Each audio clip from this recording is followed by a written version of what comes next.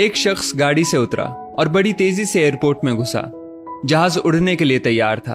उसे किसी कॉन्फ्रेंस में पहुंचना था जो खास उसी के लिए आयोजित की जा रही थी। वो अपनी सीट पर बैठा और जहाज उड़ गया। अभी जहाज कुछ दूर ही उड़ा था कि कैप्टन ने ऐलान किया, तूफानी बारिश और बिजली की वजह से जहाज का रेडियो सिस्टम ठीक से काम नहीं कर रहा, इसलिए हम करीबी एयरपोर्ट पर उतरने के लिए मजबूर हैं। जहाज लैंड होते ही अब वो शख्स बाहर निकला और कैप्टन से शिकायत करने लगा कि उसका एक एक मिनट कीमती है और होने वाली कॉन्फ्रेंस में उसका पहुंचना बहुत जरूरी है।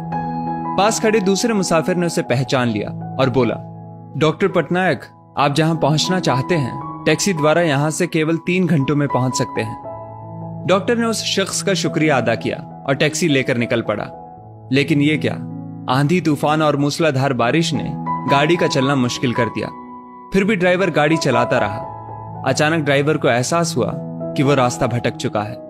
नाउमीदी के उतार चढ़ाव के बीच उस शख्स को एक छोटा सा घर दिखा। इस तूफान में वही गनीमत समझकर गाड़ी से नीचे उतरा और दरवाजा खटखटाया। आवाज आई, जो कोई भी है अंदर आ जाए, दरवाजा खुला है। अंदर एक बुढ़िया आसन बिछाए भगवत गीता पढ़ रही थी। उसने कहा, माँ जी, अगर इजाजत हो तो आपका फोन इस्तेमाल कर लूं। बुढ़िया मुस्कुराई और बोली, बेटा, कौन सा फोन? यहां ना बिजली है ना ही फोन। लेकिन तुम बैठो, सामने चरणामृत रखा है, पी लो, थकान दूर हो जाएगी और खाने के लिए भी कुछ ना कुछ फल मिल जाएगा, खा लो ताकि आगे सफर के लिए कुछ शक्ति आ जाए।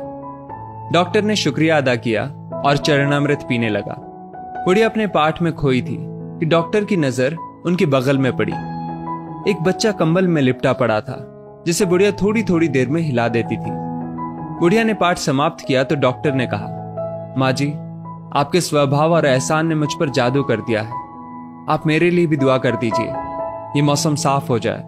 मुझे उम्मीद है आपकी दुआएं जरूर कबूल होती होंगी। बुढ़िया बोली, नहीं बेटा, ऐसी कोई बात नहीं। तुम मेरे अतिथि हो और अतिथि की सेवा ईश्वर का आदेश है। मैंने तुम्हारे लिए भी दुआ की है। परमात्मा का शुक्र है, उसने मेरी हर दुआ सुनी है। बस एक और दुआ मैं उससे मांग रही हूं, शायद जब वो चाहेगा उसे भी कबूल कर लेगा। कौन सी दुआ? डॉक्टर ने पूछा। बुढ़िया बोली, ये जो 4 साल का बच्चा तुम्हारे सामने अधमरा पड़ा है, मेरा पोता है। ना इसकी माँ जिंदा है ना ही बाप। इस बुढ़ापे में इसकी जिम्मेदारी मुझ पर है। डॉक्टर कहते हैं इसे कोई खतरनाक रोग है जिसका वो इलाज नहीं कर सकते। वो कहते हैं एक ही नाम पर डॉक्टर है।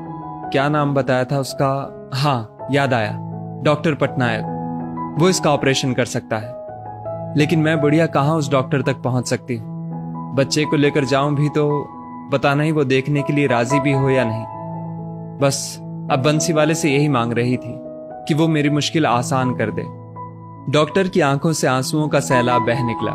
वो रूंधे कंठ से बोला, माई, आपकी दुआ ने हवाई जहाज को नीचे उतार लिया, आसमान पर बिजलियां कौंधवा दी, मुझे रास्ता भुलवा दिया ताकि मैं यहां तक खींचा चला आऊं। हे भगवान, मुझे यकीन ही नहीं हो रहा कि कन्हैया एक दुआ कबूल करने के लिए अपने भक्तों की इस तरह भी मदद कर सकता है। दोस्तों, वो ईश्वर सर्वशक्तिमान है। जहां इंसान बेबस हो जाता है वहीं से उसकी परम कृपा शुरू होती है।